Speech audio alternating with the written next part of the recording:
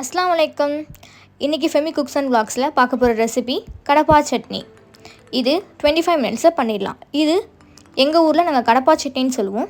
உங்கள் ஊரில் என்னன்னு சொல்லுவீங்கன்னு கமெண்ட் செக்ஷனில் சொல்லுங்கள். வாங்க எப்படி செய்யுதுன்னு பார்க்கலாம். ஒரு மிக்ஸி ஜாரில் 4 காய்ந்த மிளகாய், அது கூட 2 பெரிய வெங்காயத்தை அரைப்பற அளவுக்கு கட் பண்ணி அதில் ஆட் பண்ணிக்கோங்க. அதுக்கப்புறம் ஒரு 10 பல் பூண்டு ஆட் பண்ணதுக்கப்புறம் 2 பழுத்த தக்காளியை கட் பண்ணி அதில் ஜாரில் போட்டுக்கோங்க.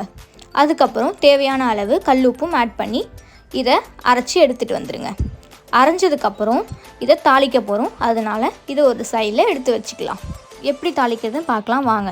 ஒரு பேனில் 4 or 5 tablespoon oil add பண்ணிக்கோங்க. இது ரிஃபைன் ஆயில் தான், நல்லெண்ணெய் கூட நீங்கள் யூஸ் பண்ணிக்கலாம். கொஞ்சம் ஆயில் சூடாகட்டும். அதுக்குள்ளே நம்ம சேனல் நீங்கள் இன்னும் சப்ஸ்கிரைப் பண்ணாமல் இருந்தால் சப்ஸ்கிரைப் பண்ணிவிட்டு வந்து பாருங்கள். அதுக்கப்புறம் நல்ல கடுகை பொரிய விட்டுக்கோங்க. நல்லா பொரிஞ்சு வரத்துக்குள்ளே இதை கொஞ்சம் லைட் பண்ணிவிடுங்க. கொஞ்சம் தள்ளி நின்றுக்கோங்க, லோ ஃப்ளேமில் வச்சுக்கோங்க. அடுத்தது கருவேப்பிலையும் ஆட் பண்ணிக்கோங்க. நல்லா கடுகும் கருவேப்பிலையும் பொரிஞ்சு வந்ததுக்கப்புறம் நம்ம அரைச்சி வச்சுருக்க பேஸ்ட் எடுத்து இதில் ஆட் பண்ணிக்கோங்க.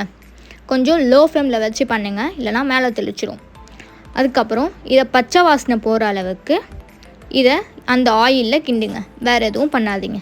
இது கூட இட்லி, தோசை, ஏன் ஊத்தாப்பம் கூட நல்லாயிருக்கும். அவ்வளோதான். ஏன் இன்னும் பார்த்துட்டே இருக்கீங்க? போய் செஞ்சு சாப்பிட்டு பாருங்கள்.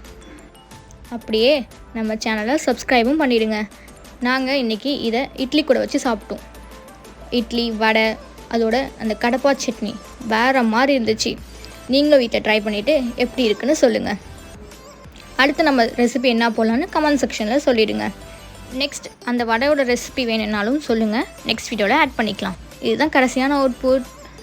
தேங்க்ஸ் ஃபார் வாட்சிங். பாய்.